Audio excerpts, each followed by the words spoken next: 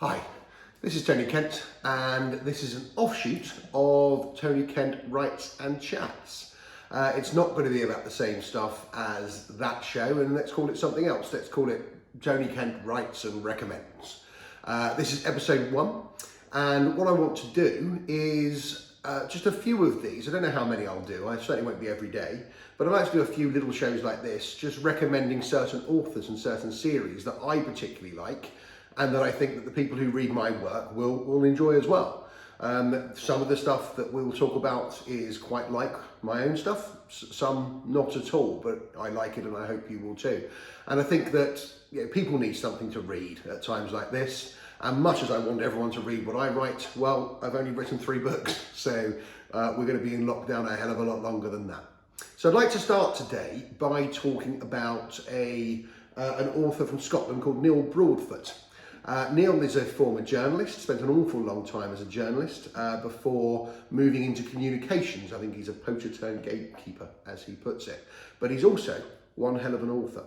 Now, Neil writes stuff that is quite like mine. He writes pacey, fast, thriller adventure books often with a political theme or with a murderous theme. And he writes those books mainly set in Scotland.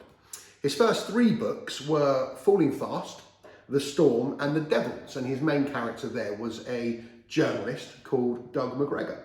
As a barrister author who writes about a barrister, I can understand why it is that Neil began with a journalist, why he began with Doug McGregor.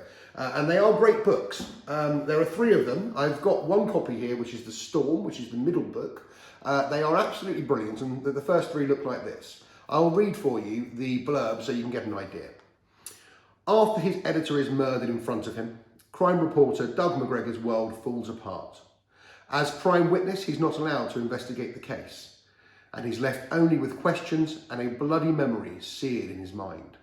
On top of that, Doug's friendship with his police contact, DS Susie Drummond, is in a weird place right now. So he leaps at the chance to take some time away with his old friend on the Isle of Skye.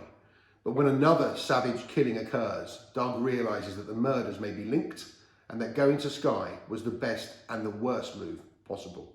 He is in the eye of the storm, and this one could engulf them all. And let me tell you, that's a great blurb, and it's a great book. The book completely lives up to the blurb.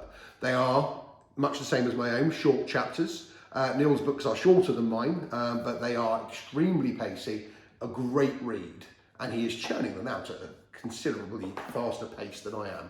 So I would recommend that you get involved and start reading some of Neil's in the first series, as I say, the award-winning Falling Fast. Neil has moved on, however, to a new series starring Conor Fraser. Conor Fraser is somebody who we begin with in Sterling in the first book, No Man's Land, and who we'll be seeing again in No Place to Die, which is coming out very soon. I will tweet the date of release for that. I should have checked that with Neil. I've read No Place to Die. I've read it on my computer screen. I don't like reading on computer screens. It's not the nicest way to try to get your head around a book. And I have to say, I devoured this and did not put the computer down while I was reading No Place to Die. It begins with possibly the best opening line that I've read in the thriller genre. Neil is very proud of it. He's very nervous about it at one point, but now very proud of it. It is an excellent book, absolutely brilliant. And I have to say, the character of Conor Fraser, I wish I'd written him. He's a close personal protection officer, obviously with a past, because which character in our genre doesn't have a past? But somebody who does what he does, well, it's probably quite a realistic past.